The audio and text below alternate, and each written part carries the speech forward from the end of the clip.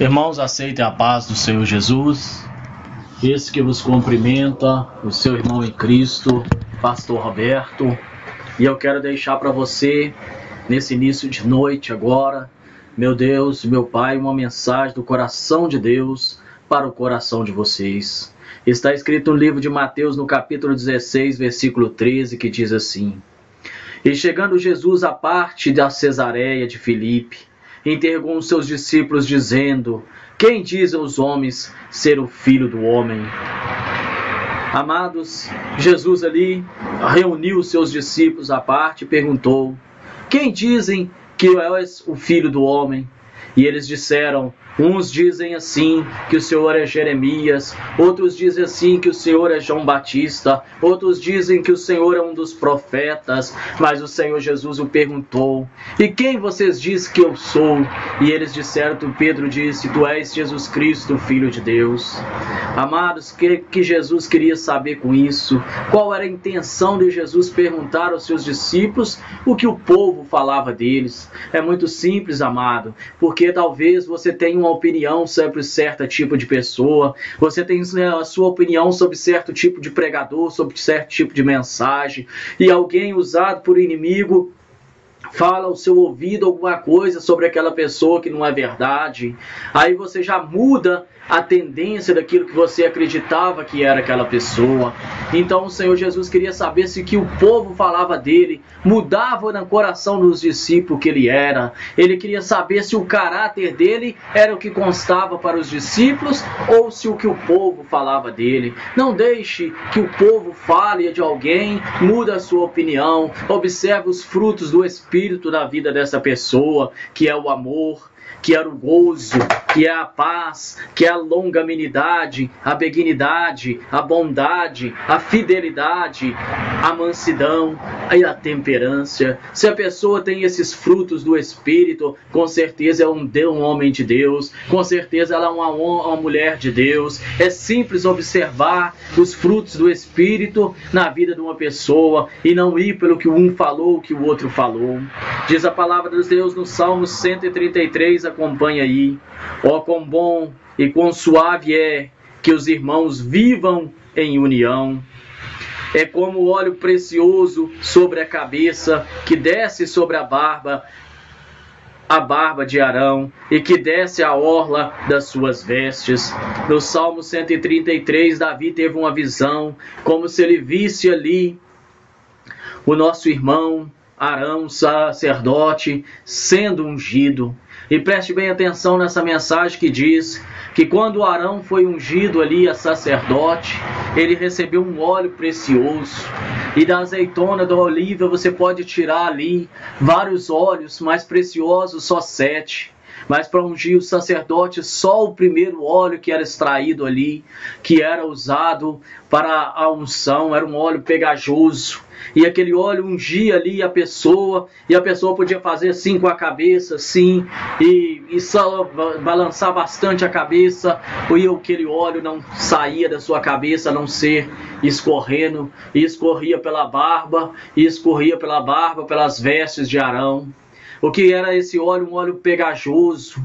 E o Senhor estava falando ali, dando-nos exemplo através de Davi, que a nossa união tem que ser firme. A união do povo de Deus tem que ser firme como um óleo precioso, que a mais que Satanás sacuda a nossa amizade, que ele balance, que ele tente atrapalhar aquela nossa unção, aquela nossa amizade, aquele óleo precioso da nossa amizade, não venha se abalar porque um falou, o outro falou, mas que venhamos, ó Deus, em nome de Jesus, sermos uns cristãos ali, que não se abale pelo que o outro falou, mas que contemple os frutos do Espírito da vida do irmão e da irmã.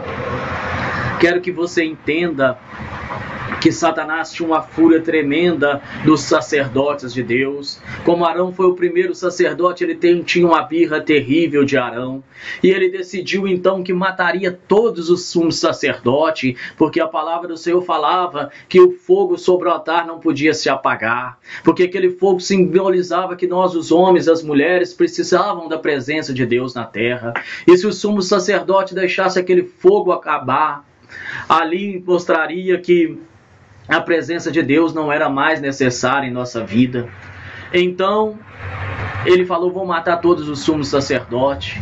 E no ano 70 assumiu o imperador Tito, o homem 70 depois de Cristo, e matou todos os sumos sacerdotes. Aí já não tinha mais sumo sacerdote. Então, pastor Roberto, o diabo venceu, mas o Satanás às vezes ele dá uma cochilada.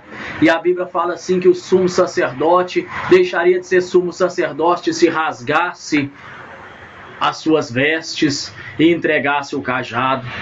Quando Jesus foi levado diante do sumo sacerdote, ele perguntou, tu és o Cristo? Em outras palavras, ele estava dizendo, é para você que eu tenho que passar o cajado? E Jesus disse, se tu disseste. Então ele pegou e rasgou as suas vestes e disse, blasfêmia. E quebrou o cajado. E o cajado tinha que ter o nome embaixo do primeiro sumo sacerdote. E o nome de cima de quem ia passar. E por cima o nome de quem ia receber.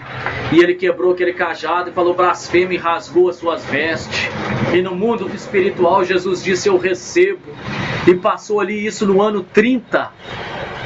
Então, quando o imperador Tito, usado por Satanás, matou todos os sumos sacerdotes, aquele sumo sacerdote já não era mais o sumo sacerdote, porque seguia a linhagem de Caifás, e Caifás, sem saber, entregou para Jesus ali o sumo sacerdócio, e ele entregou para Jesus quando ele rasgou as suas vestes e quebrou o cajado. Mas Jesus, para receber, ele tinha que ter a madeira, o cajado, e Pilatos colocou em cima do cajado da cruz, este é o rei dos judeus. E quando Jesus disse, nas tuas mãos, Pai, eu entrego o meu espírito, ele entregou o espírito, o véu da igreja, o véu se rasgou de cima a baixo, simbolizando que Jesus rasgava as suas vestes e entregava para nós o cajado. Irmão, para quem que Jesus passou esse cajado, pastor Roberto? Com quem que está o cajado hoje do sumo sacerdote? Porque Deus prometeu sacerdócio eterno para o teu povo. Então está escrito no livro de Apocalipse. Mas olha que interessante quando ele fala ali no Salmo 133, que o óleo precioso que desce.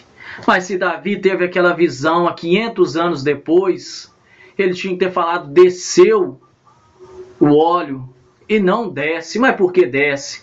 Porque o sacerdote é eterno. É igual se nós falássemos, o sangue de Jesus na cruz teve poder.